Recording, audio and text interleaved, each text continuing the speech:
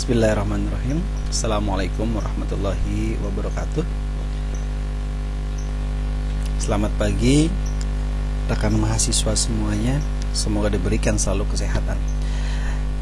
Pada hari ini di pertemuan perdana untuk mata kuliah fisika listrik ya, fisika listrik.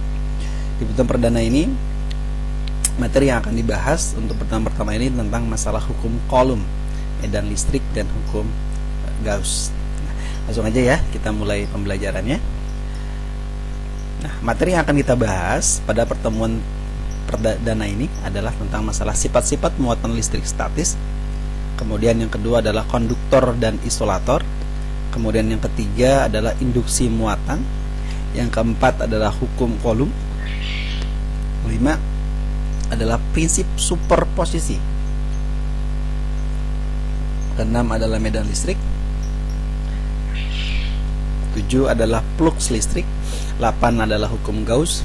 9 adalah keseimbangan elektrostatik. Sifat-sifat muatan listrik. Nah, terdapat dua jenis muatan ya. Dalam hal ini menurut penemuan dari Benjamin Franklin pada tahun 1706 sampai 1790 menyatakan bahwa ada dua muatan, yaitu adalah muatan positif dan ada muatan negatif. Nah, antar muatan listrik ini terjadi interaksi, ya kan? Interaksi. Kalau muatan sejenis akan terjadi tolak menolak, kalau muatan tak sejenis akan terjadi tarik menarik, ya kan?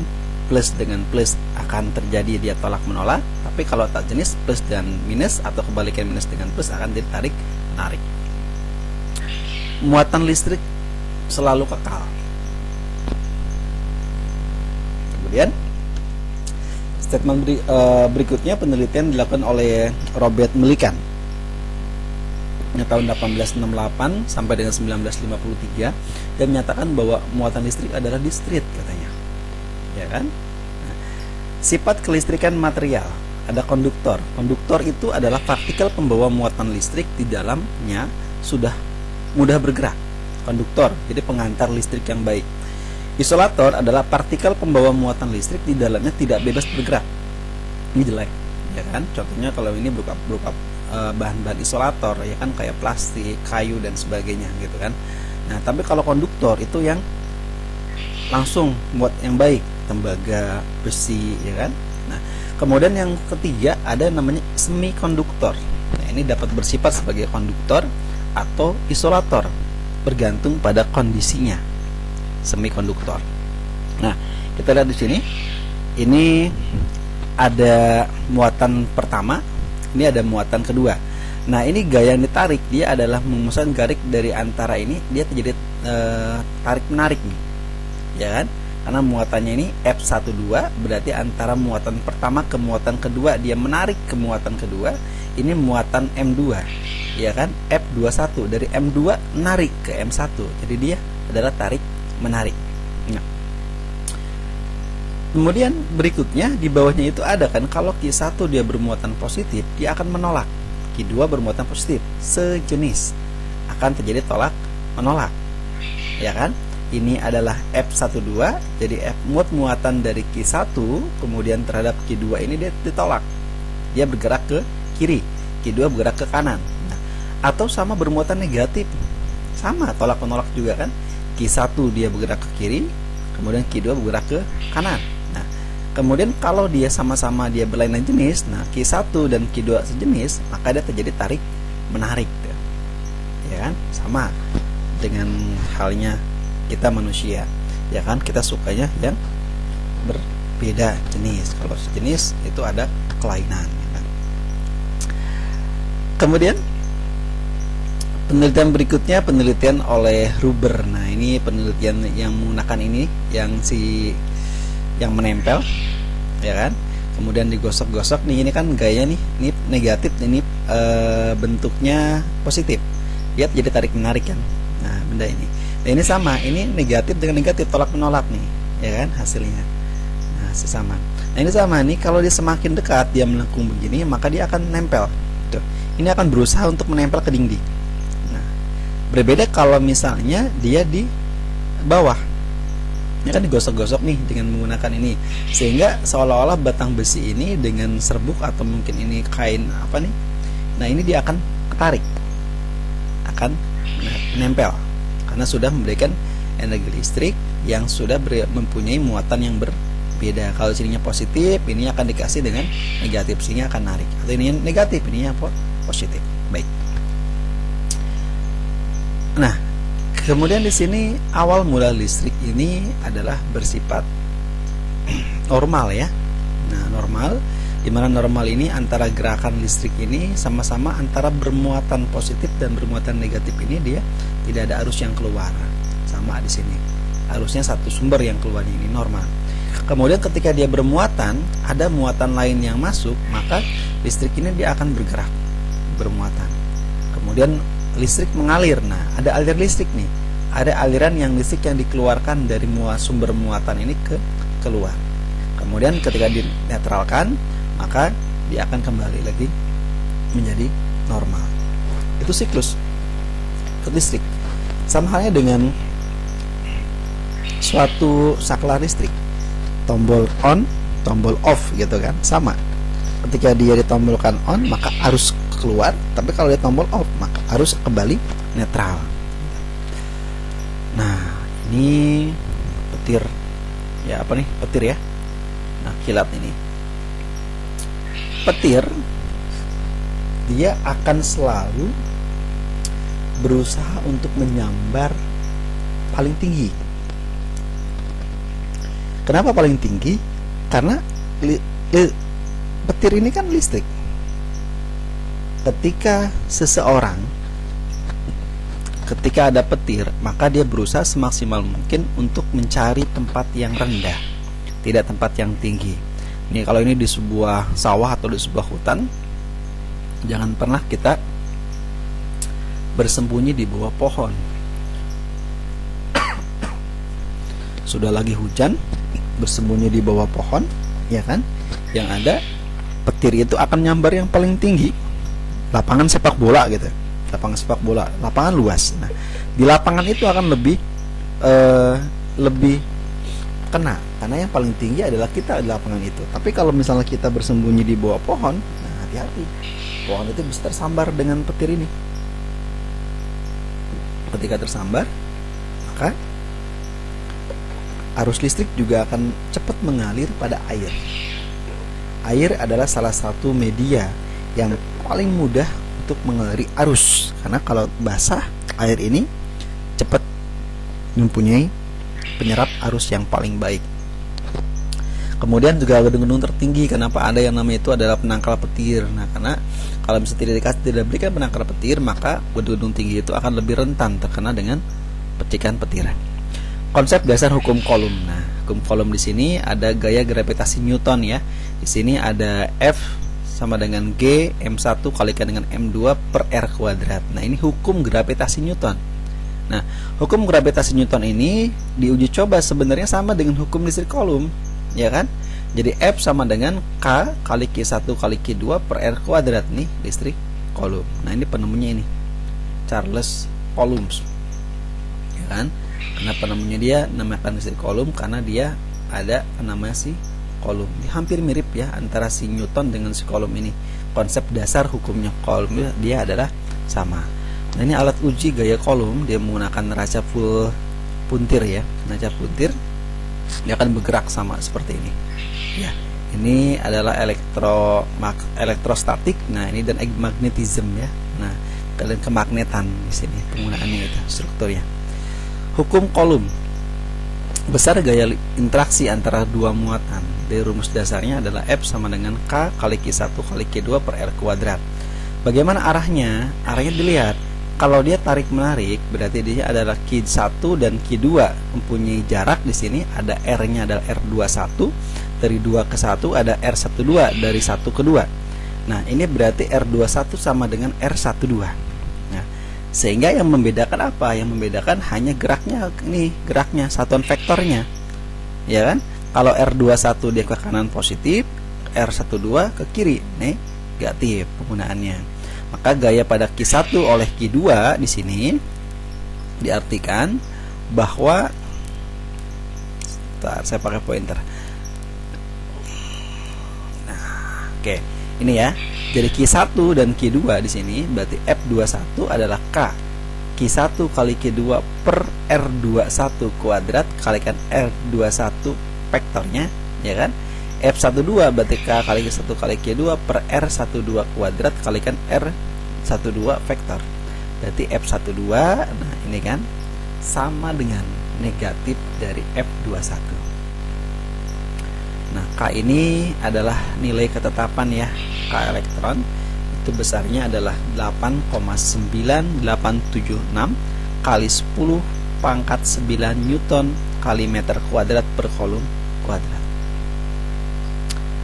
Kemudian arah gaya interaksi bergantung pada jenis muatan yang berinteraksi. Dan di sini ada gaya pada Q2 oleh Q1, maka Q2 ini positif, ya kan, karena ke kanan, Q1 negatif ke kiri, maka gaya pada Q1 oleh Q2. Nah, kemudian ketika dia sudah akan tarik menarik, maka ditarik oleh gaya F21 dan dia ditarik oleh gaya F12, sehingga yang terjadi adalah R21 sama dengan R12, penarikannya, hukum kolomnya, sehingga konstanta kolom adalah tadi besarnya adalah KE sama dengan ini 8,9876 kali 10 pangkat 9 Newton kali meter kuadrat per kolom, ditulis bisa dengan KE nya adalah 1/24 V per epsilon 0. Nah, epsilon 0 adalah grek letter epsilon, permittivity of free space. Nah, ini epsilon 0 nya 8,8542 kali 10 pangkat min 12 kolom kuadrat per Newton meter kuadrat. E nya 1,60218 kali 10 pangkat min 19 kolom. Jadi satu kolom ditulis jadi 6,28 kali 10 pangkat 18 elektron atau proton. Nah, ini nilainya. Proton atau elektron itu ketetapan lah, jangan tanya nilai dari mana Pak, gitu. Terus pakai apa? Itu ketetapan. Kemudian bagaimana interaksinya kalau sudah terdapat lebih dari dua muatan? Nah, kita lihat prinsip superposisinya. Gaya pada salah satu muatan merupakan jumlah vektor gaya yang terjadi karena pengaruh masing-masing muatan yang lain, ya kan? Nah, di sini ada gaya F31 nih, karena di muatan Q1, Q2, Q3.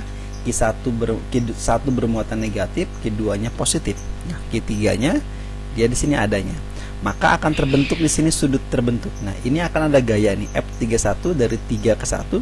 Ini akan ada gaya F32 dari 3 ke 2. Nah, ini akan ada gaya resultan F3.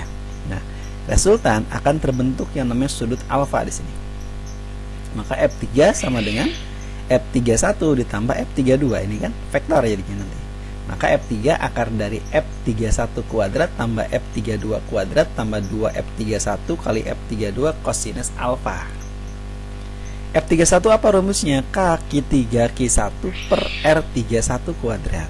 F32 nya berarti K kali Q3 kali Q2 per R32 kuadrat. Nah, untuk N buah muatan, gaya pada muatan ke K, nah berarti FK sama dengan sigma dari I mulai dari 1 C sama dengan tidak sama dengan K sampai dengan N, maka FK kalikan dengan I. Nah, itu ketentuannya. Untuk interaksi dia lebih dari 2 muatan. Contoh soal, ini lebih dari 2 muatan ya. Muatan Q1 adalah 2 mikrokolom berada pada koordinat. Sebentar, saya pakai pointer biar jelasinnya bisa coret-coret. Muatan Q1 adalah 2 mikrokolom berada pada koordinat 5,2 meter. Dan muatan Q2 sama dengan 4 mikrokolom. Nah, berada pada koordinat 2,6 meter.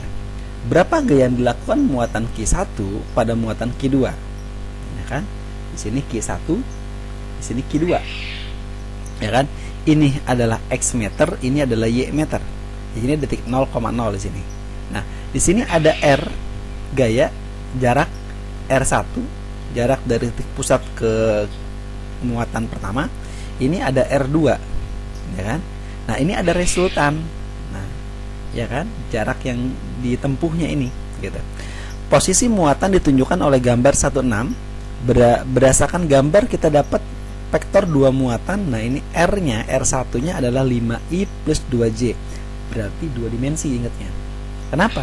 Karena dia sumbunya adalah IJK. Kalau IJK 3 dimensi, ini vektornya kan hanya panjang dan lebar. Panjang dan lebar. Kalau misalnya vektornya di sini ada I, ada Z, ada K, nah di aljabar ya, itu penggunaannya di situ berarti dia sudah 3 dimensi, bisa kelihatan bentuk bangun. Nah, kalau ini belum ada bangun bentuknya. Kemudian R2 terletak di 2I tambah 6J. R2 terletak di 6I dan 2I dan 6J. Mana posisi relatif muatan Q2 terhadap Q1? Yuk kita bahas. R21 berarti R2 dikurang R1, gitu aja caranya. Berarti R2-nya lihat sini 2I plus 6J dikurang 5I plus 2J, kurangin I sama I, J sama J, ya kan? 2 min 5, nah min 3I, 6 min 2, nah, 4J. Satuannya adalah meter.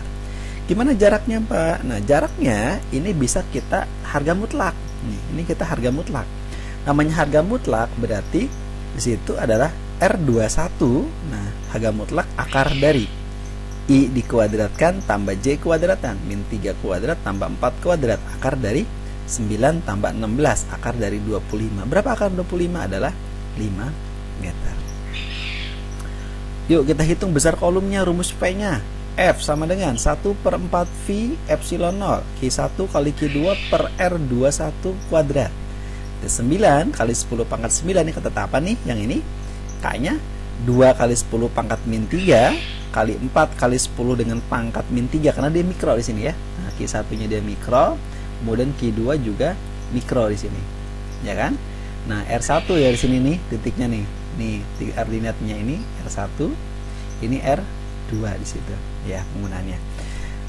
Per 5 kuadrat. Nah, berarti dijumlahkan di sini. Nah, ini 2, ini 4, kalikan, ya kan? 8 kali 9, 72 dibagi 25. Nah, ini 10 pangkat 9, ini 10 pangkat 6 ya. Nah, kalikan dengan 1000, berarti 2,8 kali 1000, 2880 Newton. Nah, paham ya? Baik, semangat. Kalau paham kita lanjutkan.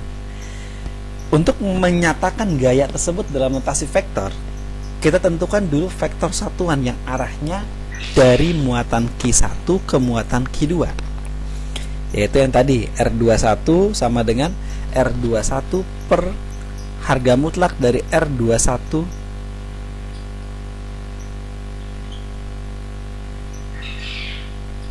berarti min 3I tambah 4J. Tadi R21 nya adalah 5, berarti tinggal bagi min 3 per 5I tambah 4 per 5J, satuannya meter.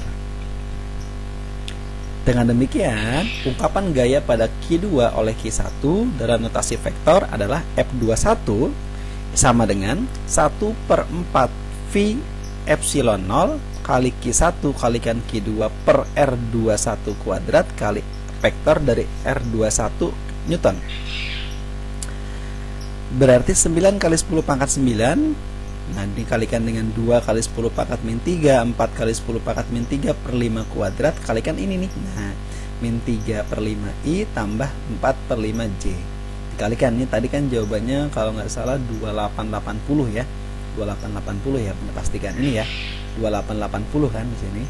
Nah, berarti dikalikan dengan 3 dibagi dengan 5I, nanti minus 1728I tambah ini tadi ya 2880 kali 4 per 5. Nah, ketemu 2304J. Satuannya adalah Newton. Gimana? Udah kan? Gampang? Baik. Kalau sudah paham, kita lanjutkan ke medan listrik. Medan listrik. Apa itu medan listrik titik P? Nah, di sini ada muatan Q positif. Dia ada tarik oleh suatu R di sini, ada P di sini, ada juga medan nih. P ini muatan ujinya, muatan yang sedemikian kecil sehingga keberadaannya tidak dipengaruhi oleh medan listrik sekitarnya.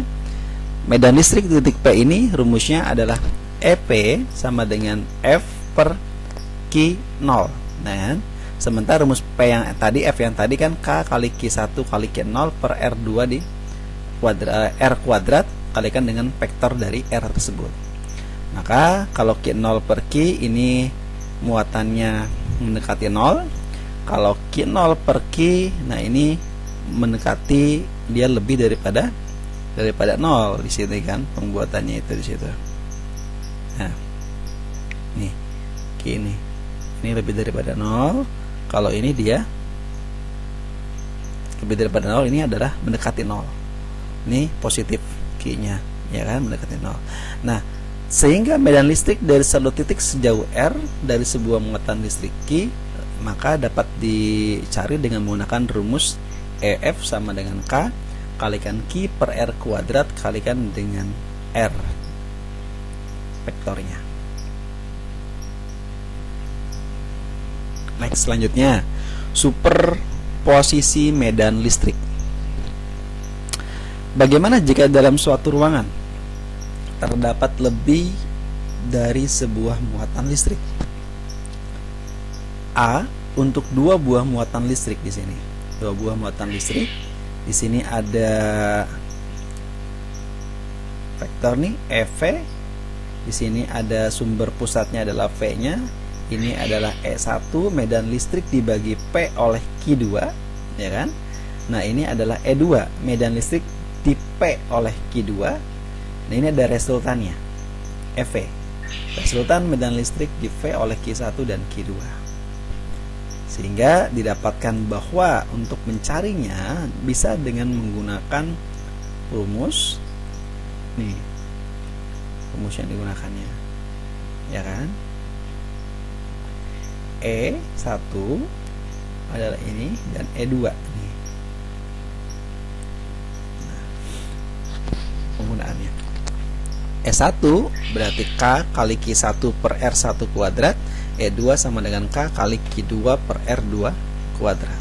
Nah, sehingga EP nya didapatkan bahwa E1 tambah dengan E2 penggunaannya. Kemudian untuk mencari lagi pusatnya, untuk pusat karena dia dua sumber ya, untuk mencari nilai EP sebenarnya, nah bisa menggunakan ini. Kenapa? Karena sudah terbentuk sudut di situ. Kalau sudah terbentuk sudut, maka bisa digunakan ini. Ini ada sudut di sini kan. Nah, berarti EV sama dengan akar dari E1 kuadrat tambah E2 kuadrat tambah 2E1 E2 kalikan kosinus alfa di sini. Nah, kemudian untuk N buah muatan listrik di sini. Nah, ini banyak muatan listrik nih, V-nya nih. Ada E1, ada E2, ada E3, ada E4, ada E5 sampai dengan EN di sini kan penggunaannya. Q-nya juga beragam, ada Q1 positif, ada Q2 di sini bentuk Q2 positif, ya kan? Ada Q3 positif, ada Q4-nya negatif, Q5-nya negatif, dan ada di sini Qn, nggak tahu sampai tak hingga. Maka untuk mencari nilai muatan listrik N buah tak hingga, maka rumus yang digunakan adalah EV sama dengan E1 tambah dengan E2 tambah E3 tambah E4 dan seterusnya sampai dengan EN gitu kan. Nah, atau boleh menggunakan ini rumusnya. EV sama dengan sigma dari I1 sampai dengan N kalikan K kali QI per RI kuadrat kalikan dengan vektor dari R tersebut. Itu superposisi medan listrik. Kemudian flux listrik. Nah, flux listrik ini adalah medan listrik homogen di E. Nah, ini adalah luas bidang. Luas bidang ini tembus, ya kan, listriknya tegak lurus, sehingga flux listrik adalah E kalikan dengan A. Medan listrik homogen E dikalikan dengan luas penampang yang digunakan di sini. Kemudian flux listrik pada bidang miring. Nah, pada bidang miring pun sama. Lihat, listriknya dari sini ya, masuk ke sini bidang miring. Jadi di sini ada rongga di sini ditembus. Nah, ya kan? Ini adalah bidang normal. Bidang normal itu selalu tegak lurus bidang. Jadi sudutnya alfa di sini, sudut theta di sini, dan ini adalah luas A-nya. Luas bidangnya. Kemudian luas bidang ini ada yang namanya proyeksi, bidang tegak lurus medan E di sini. Tegak lurus medan E di sini kan? Nah, sehingga medan listrik homogen E ini dihitung dengan menggunakan flux listrik theta sama dengan E kalikan dengan A kalikan kosinus alfa, ya kan? Atau E kalikan dengan A kalikan dengan entopi. Nah, entopi ini adalah gaya normal nih. Hukum rumus A gaya normal kan kosinus nih kan. Entopi. Kemudian plug listrik pada bidang tertutup. Nah, pada bidang tertutup plug listrik di sini sama. Bidang dia tertutup pun dia beda bidang luas bidangnya, dia adalah sigma dari AI ini. Di sini ada EI, ada NI topi. Nah, ini berarti gaya normalnya tegak lurus, ada sudutnya sudut theta di sini. Nah, untuk seluruh permukaan di sini maka plug listrik untuk pada elemen ke I. Jadi delta plus I sama dengan EI kali delta kali AI kali kosinus theta sama dengan EI kalikan delta AI kalikan entopi. Nah, berarti flux sama dengan, kalau untuk seluruh permukaannya yang ini, maka dicarikan menemukan limit, ya kan? Delta AI sama mendekati 0 sigma dari EI kali delta dari AI, atau sama dengan bisa integral permukaan E kalikan dengan turunan dari A entopi. Kemudian untuk setiap permukaan tertutup, nah bisa menggunakan plug C, ya kan? Plug C di sini adalah integral keliling E kalikan dengan turunan dari A ini, atau integral keliling kalikan EN kalikan D kalikan dengan A, atau EN ini adalah E kosinus theta. Penggunanya udah pakai kalkulus nih, dasarnya harus sudah ngambil mata kuliah kalkulus karena di sini ada integral keliling di sini penggunaannya. Kemudian arah vektor bidang. Nah, arah vektor bidang mau bentuknya pun beraturan atau tidak beraturan, tetap dia selalu keluar, ya kan? Tetap nih, mau dari sini tetap keluar tuh, si arusnya itu, sumber arah inspektornya itu terus keluar. Nah, di sini ada gaya normal nih, delta dari A1, ini ada sudutnya tegak lurus, theta 1. Kemudian theta 2-nya di sini ada bentuknya yang tegak lurusnya theta 2 ya, delta A2, ada delta A3. Nah, ini sudutnya lebih besar daripada 90 derajat. Nah, ini tegak lurus 90 derajat, ini sudutnya sudut lancip, ini sudut tumpul penggunanya, tetap ujungnya akan keluar, nanti akan dijumlahkan semua. Kemudian hukum Gauss. Hukum Gauss muatan listrik di sini diartikan bahwa ini permukaan yang bermuatan Q positif, ini adalah muatan titiknya, kemudian ada jari-jari R di sini, ini ada permukaan Gauss berbentuk bola, ini ada elemen luas permukaan Gauss.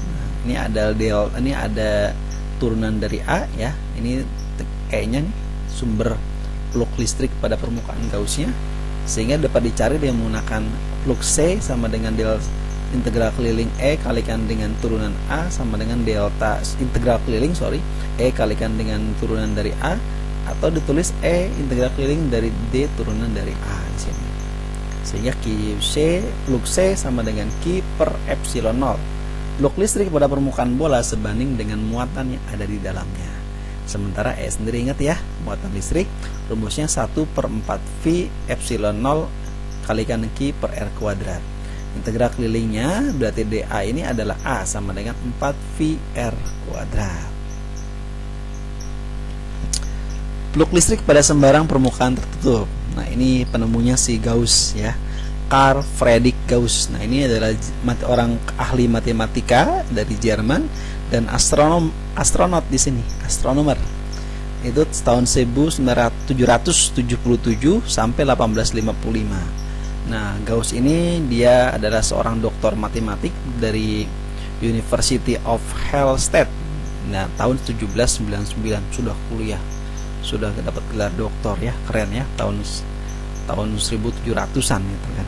Nah, di plug listrik ini yang sembarang permukaan tertutup, di sini luasnya tuh bebas sembarangan, bentuknya nggak beraturan di sini.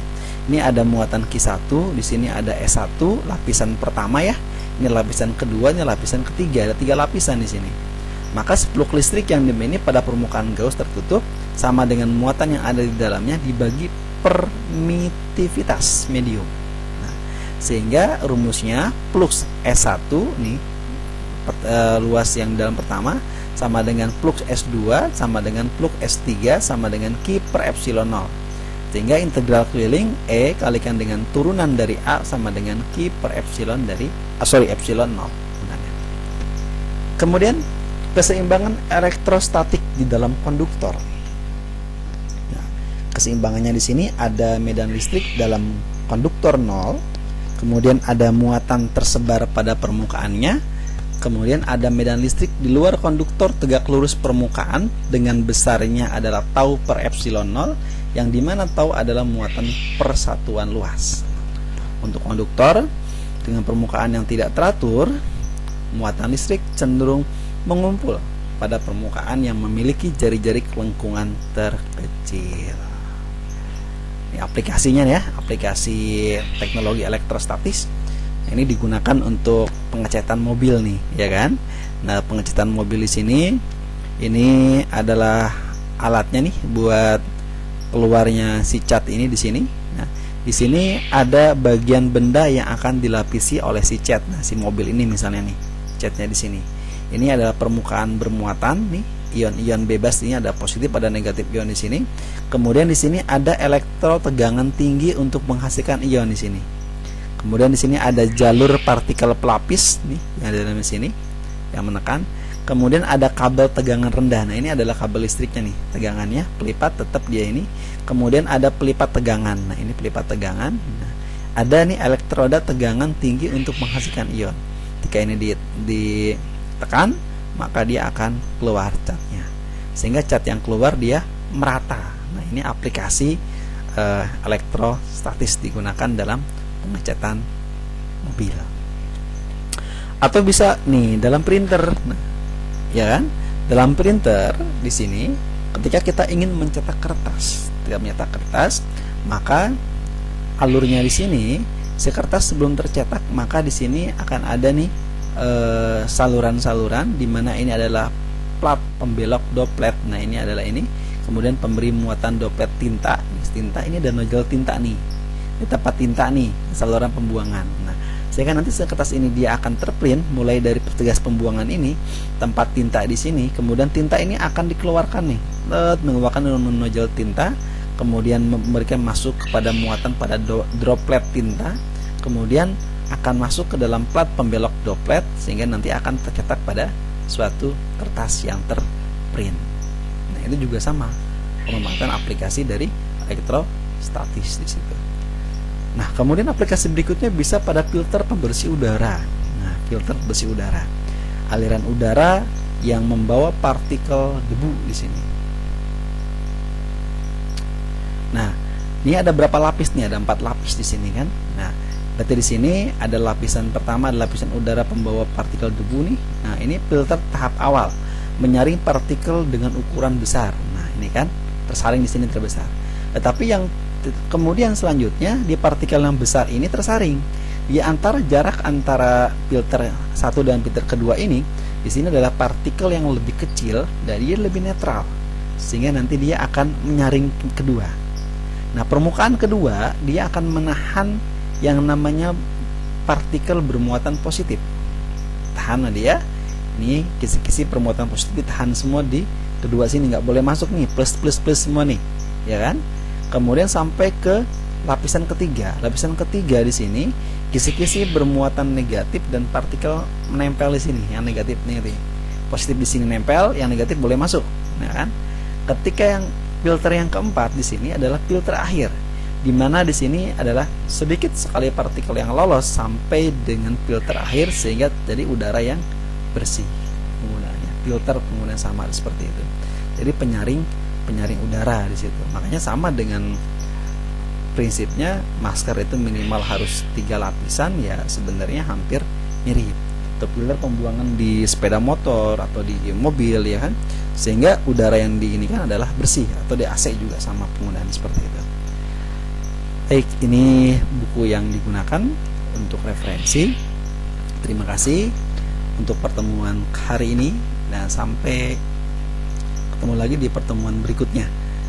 Terima kasih. Jangan lupa klik subscribe, karena subscribe itu gratis. Jangan lupa like dan share. Terima kasih. Assalamualaikum warahmatullahi wabarakatuh.